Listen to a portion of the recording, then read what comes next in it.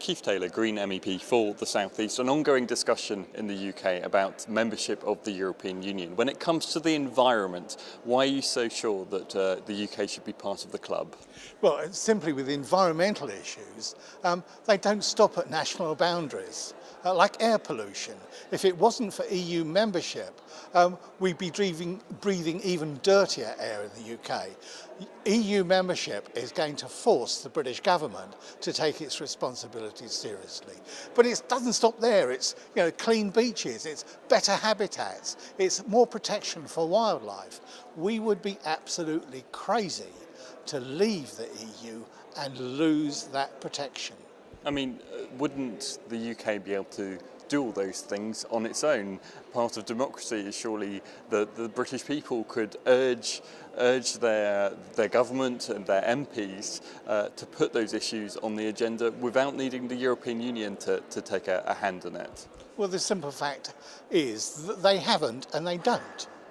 If you look at the British government's response to the air pollution problem, actually what they've been trying to do is actually whittle away and water down the requirements. No, the simple fact is that actually if we want robust environmental legislation, we're far better off getting it down from Europe and implementing it into English law. I mean, no one would say that the EU's environmental legislation is perfect. Things like the common agricultural policy, the common fisheries policy, dealing with those kind of very large-scale parts of European law are very problematic and have it's been agreed by many, caused a lot of environmental problems. What would you say to that? Well, the simple fact is that the EU is a large, complicated body. It's got 500 million citizens. It's got 736 MEPs. With the common fisheries policy, actually the Parliament voted in a very, very positive way because there was widespread agreement about cutting discards, about improving the overfishing excesses.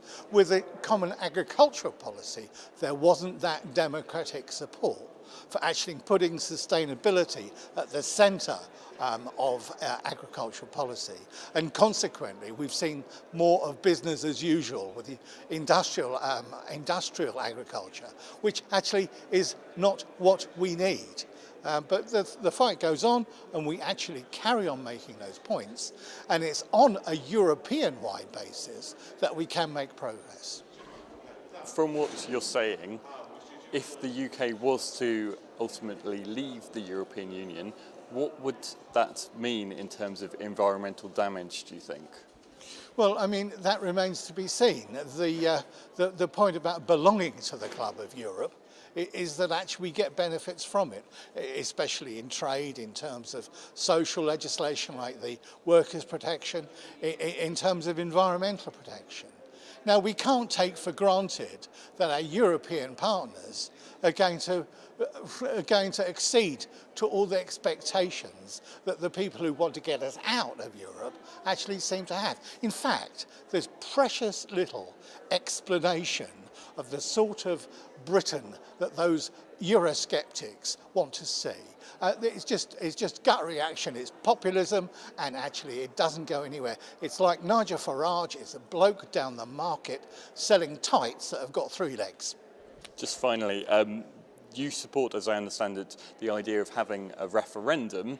What then would you like to see change within the EU if it is a referendum that you support? Yeah, the Green Party is the only party, the only political party who supports giving people a referendum and actually campaigning to remain in Europe. What the Greens would like to see is a greater democratic accountability. For instance, giving the Parliament the right to institute legislation, which isn't there at the moment.